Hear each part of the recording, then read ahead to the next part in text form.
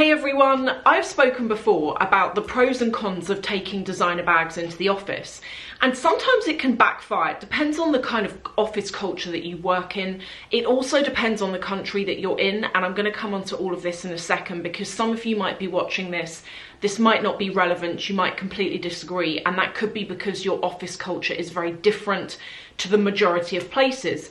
But if you're working somewhere, if you go into work and you're always dressed really nice and you have a branded bag or branded shoes or whatever the case may be, a fancy car, if you are struggling to get that promotion, struggling to get that pay rise, and yet you're hitting your targets, you're doing a great job, but that maybe you're rubbing your manager up the wrong way and you just don't know why. You genuinely don't know why. Taking designer items into the office can sometimes make other people jealous, and it can also create an illusion around you whereby it looks like, as I've said, you don't need that promotion. I've had this before. I'm going to tell you 3 things that have happened to me in relation to taking designer stuff into the office. But before we do that, I have got 5 what I think are really good designer bags to take into the office that don't have big logos on them.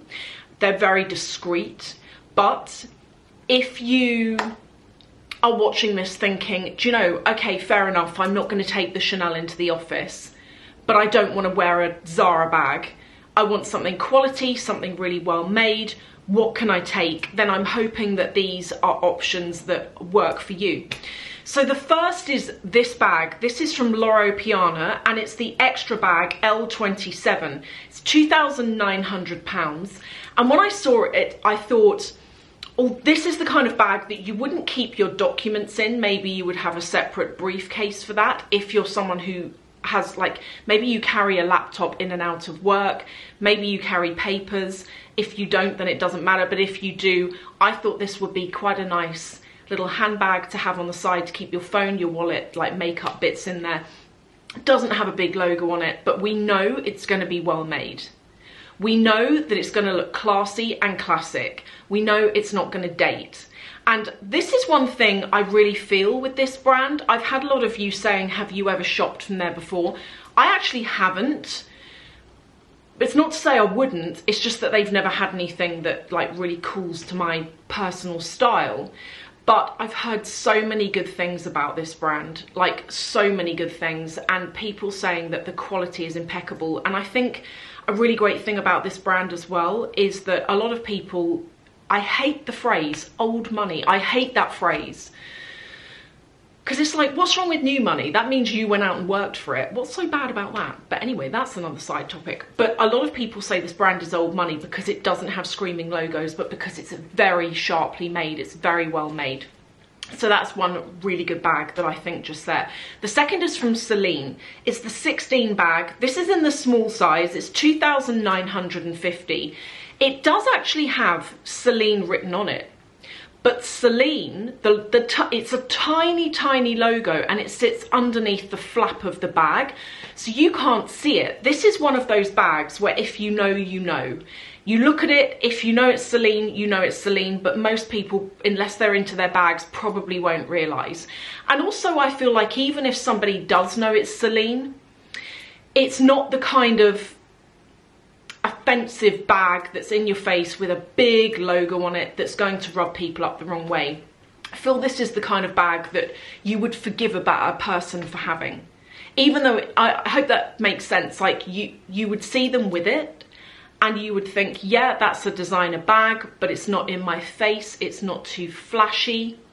Oh, I'm gonna let it slide. Another one, which is one of my favorites, is this. This is from DeMellier and it's the Midi Montreal bag. It's only £410. Now the bags I'm going to come on to now, they're all under £500. And when I was planning this video, this was something that was really important to me because not everyone has or wants to spend over £1,000 on a bag, particularly if you're someone who is into your logos and this is going to be a bag that you wear 9 to 5, 5 days a week, and you want something chic and well put together, but you don't really want to spend big money on it.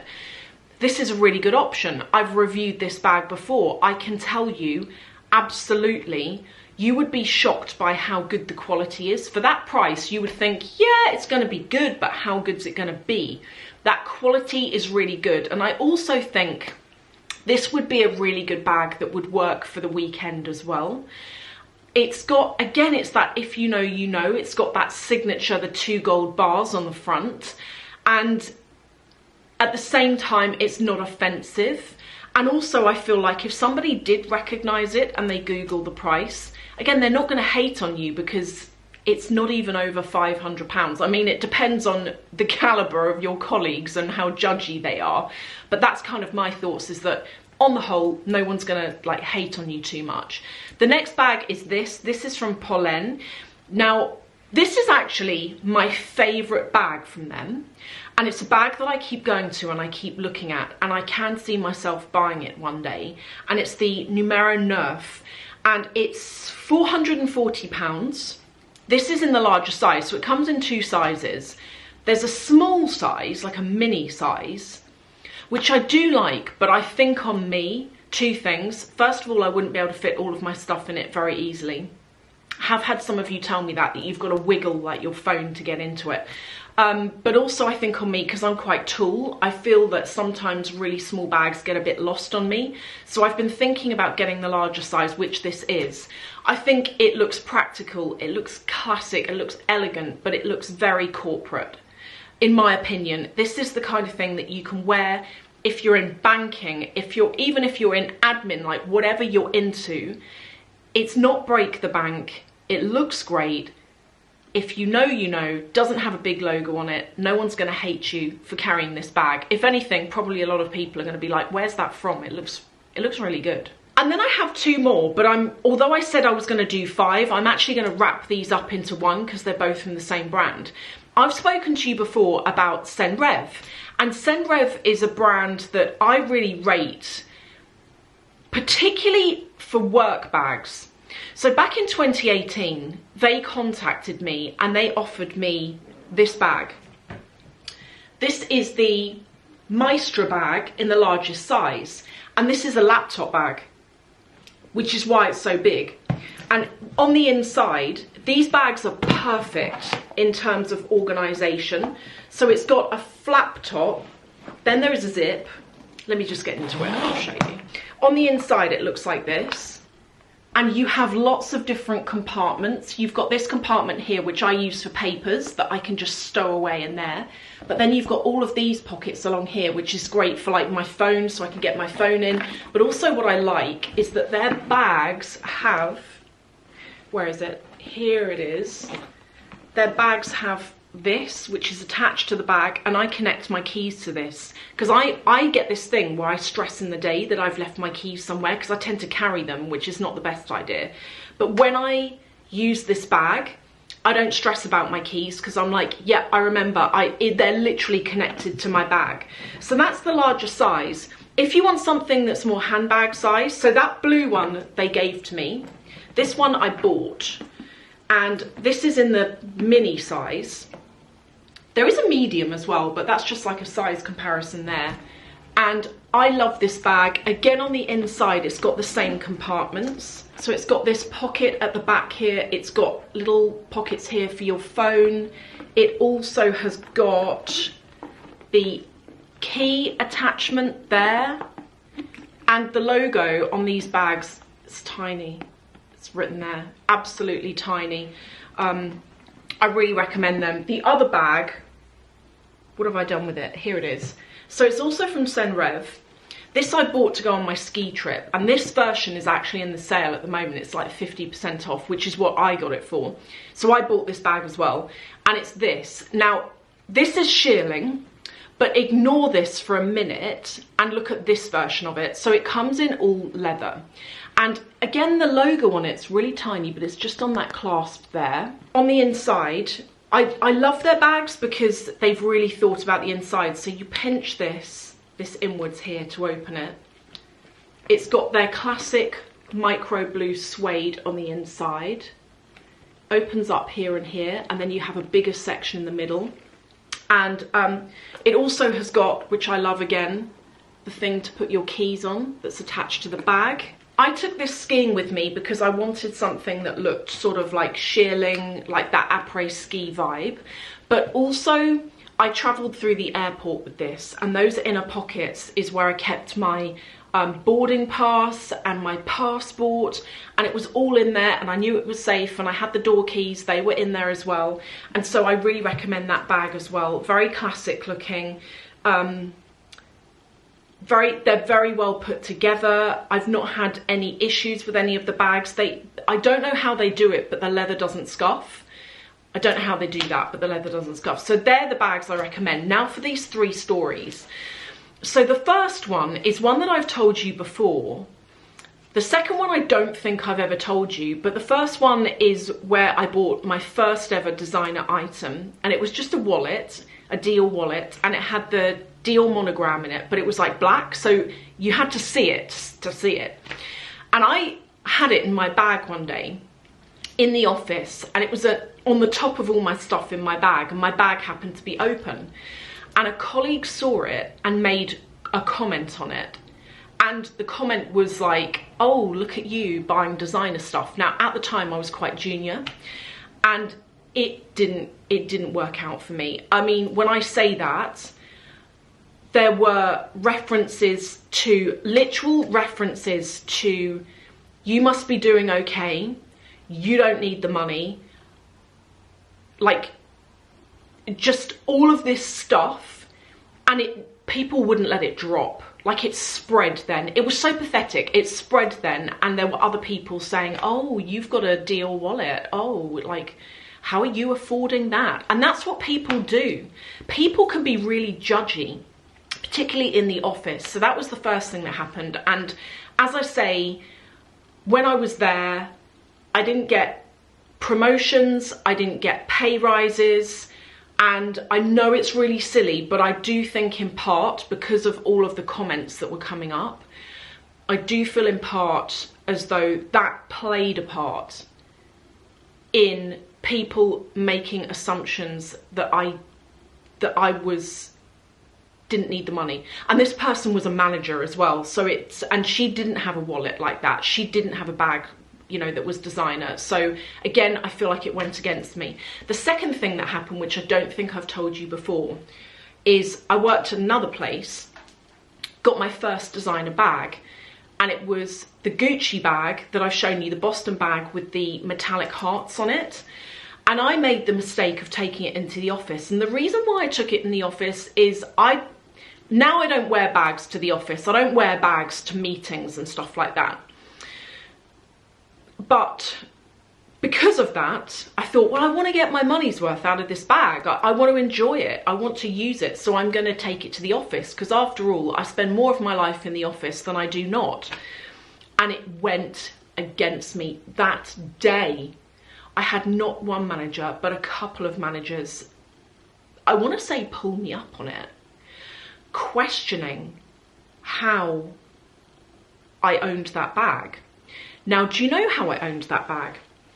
The bag was £400, which was a huge amount to me. But because it was a limited edition, I saw it in the October. It was launching in the February. I got an order in, so I secured my place in the queue. And it gave me all of those months to save up for it. And that's the only reason why I was able to do it. If I had to buy it in one hit, I couldn't have done it. But they weren't to know.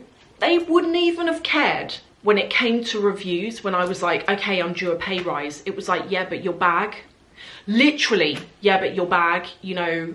And that was when I thought, okay, I'm not going to do this anymore. Another place I worked, and this was a much more positive experience. I worked at this place. It was like my favourite place I've ever worked at in my life before, even more favourite to what I do now as my day job. And I joined this company, and when I got in there, senior people had nice things. They were driving flash cars. They were, like, one lady there had a Victoria Beckham bag, that like a big one that she used to keep her laptop in and all of her papers. It was a very non-judgy place.